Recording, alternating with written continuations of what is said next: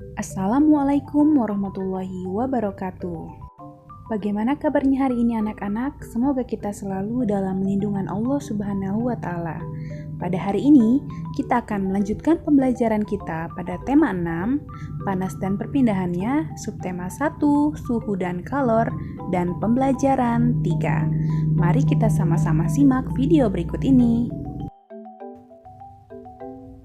Ananda Solih Soliha, tahukah kamu bahwa matahari adalah sumber energi yang tidak pernah habis dan diperlukan oleh seluruh makhluk hidup yang ada di bumi, termasuk manusia?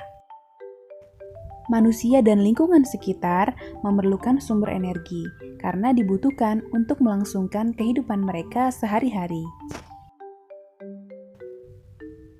Untuk memenuhi kebutuhan hidupnya, manusia harus berhubungan dengan lingkungannya. Lalu, bagaimanakah cara manusia berhubungan dengan lingkungan alamnya? Untuk mengetahuinya, mari kita lanjutkan materi pembelajaran kita. Manusia dengan lingkungan alam. Semua makhluk hidup yang ada di bumi melakukan hubungan dengan sesama makhluk hidup maupun dengan lingkungannya. Lingkungan alam terdiri atas benda mati dan makhluk hidup. Lingkungan alam merupakan sumber kehidupan bagi makhluk hidup. Dikarenakan lingkungan menyediakan semua kebutuhan yang diperlukan makhluk hidup. Benda mati dan makhluk hidup saling mempengaruhi antara satu dengan yang lainnya, bahkan antara keduanya saling berkaitan. Salah satu bentuk hubungan antara benda mati dan makhluk hidup adalah jenis tanah, suhu, dan curah hujan di suatu tempat dapat mempengaruhi jenis tanaman yang tumbuh dan hewan yang berkembang di daerah tersebut. Makhluk hidup juga dapat mempengaruhi benda mati. Contohnya, daerah yang banyak tumbuhannya akan menyebabkan daerah tersebut menjadi lebih sejuk. Daerah yang masih banyak tumbuhannya cenderung memiliki air tanah yang baik dan berlimpah. Hal ini terjadi karena tanaman membantu tanah untuk menyimpan air di dalam tanah dengan baik. Lalu, di manakah hubungan antara manusia dengan lingkungannya? Hubungan antara manusia dan lingkungan alam dapat dikelompokkan menjadi dua. Pertama, hubungan yang membuat manusia harus dapat menyesuaikan diri dengan alam. Yang kedua adalah hubungan yang membuat manusia dapat memanfaatkan alam sekitarnya. Contoh dari hubungan manusia yang menyesuaikan diri dengan alam adalah para petani harus menyesuaikan waktu tanam dan musim hujan agar tanamannya dapat tumbuh dengan baik. Para nelayan memilih waktu untuk berlayar menyesuaikan dengan keadaan cuaca agar terhindar dari bencana dan memperoleh tangkapan ikan yang banyak.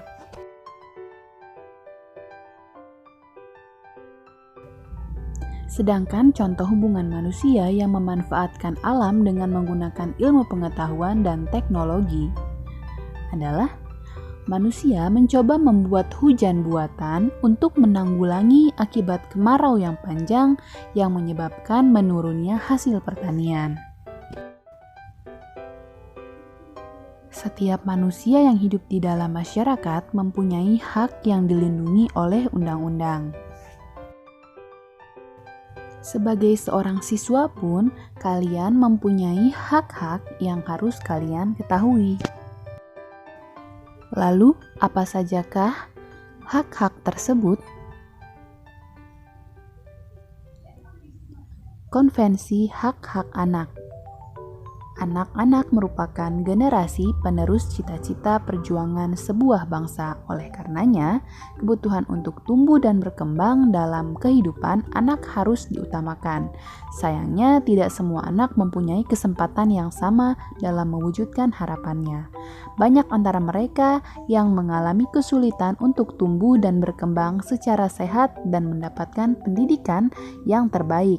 Banyak anak berasal dari keluarga yang kurang mampu, yang tidak mendapatkan layanan pendidikan dan kesehatan.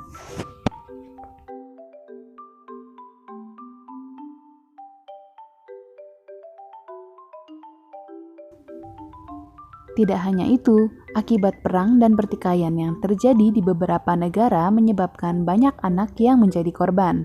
Hak-hak mereka terabaikan sehingga mereka menjadi korban kekerasan. Oleh karenanya, Perserikatan Bangsa-Bangsa atau PBB mensahkan Konvensi Hak-Hak Anak atau Convention of the Rights of the Child pada tanggal 20 November 1989. Konvensi ini bertujuan untuk memberikan perlindungan terhadap anak dan menegakkan hak-hak anak di seluruh dunia. Lalu, apa sajakah hak-hak anak menurut Konvensi Hak-Hak Anak? Konvensi Hak-Hak Anak. 1. Hak kelangsungan hidup. Yang kedua, hak perlindungan. Yang ketiga, hak tumbuh kembang. Yang keempat, hak berpartisipasi. Yang pertama adalah hak kelangsungan hidup, yaitu hak untuk melestarikan dan mempertahankan hidup dan hak memperoleh standar kesehatan tertinggi dan perawatan yang sebaik-baiknya. Hak yang kedua adalah hak perlindungan, yaitu perlindungan dari diskriminasi, eksploitasi, kekerasan, dan keterlantaran. Yang ketiga adalah hak tumbuh kembang, yaitu hak memperoleh pendidikan dan hak mencapai standar hidup yang layak bagi perkembangan fisik, mental, spiritual, moral, dan sosial. Dan yang terakhir adalah hak berpartisipasi, yaitu hak untuk menyatakan pendapat dalam segala hal yang mempengaruhi perkembangan anak. Tahukah kalian hakmu sebagai seorang siswa? Hak-hak seorang siswa.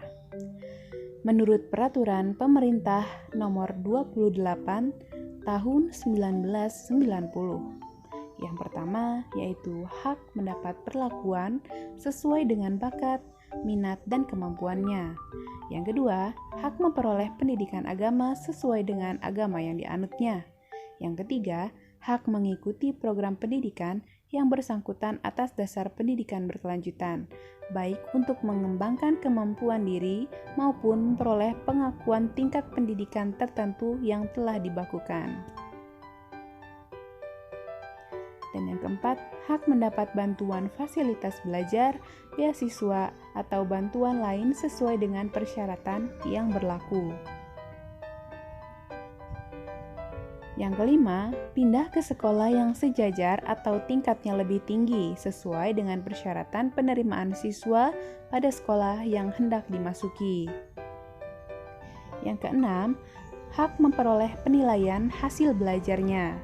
Yang ketujuh, hak menyelesaikan program pendidikan lebih awal dari waktu yang ditentukan. Dan kedelapan, hak mendapat pelayanan khusus bila mana menyandang cacat. Nah, demikian tadi adalah hak-hak kalian sebagai seorang siswa. Demikianlah Ananda Solih Soliha pembelajaran kita pada tema 6 panas dan perpindahannya, subtema 1 suhu dan kalor, dan pembelajaran 3. Bunda akhiri, wassalamualaikum warahmatullahi wabarakatuh.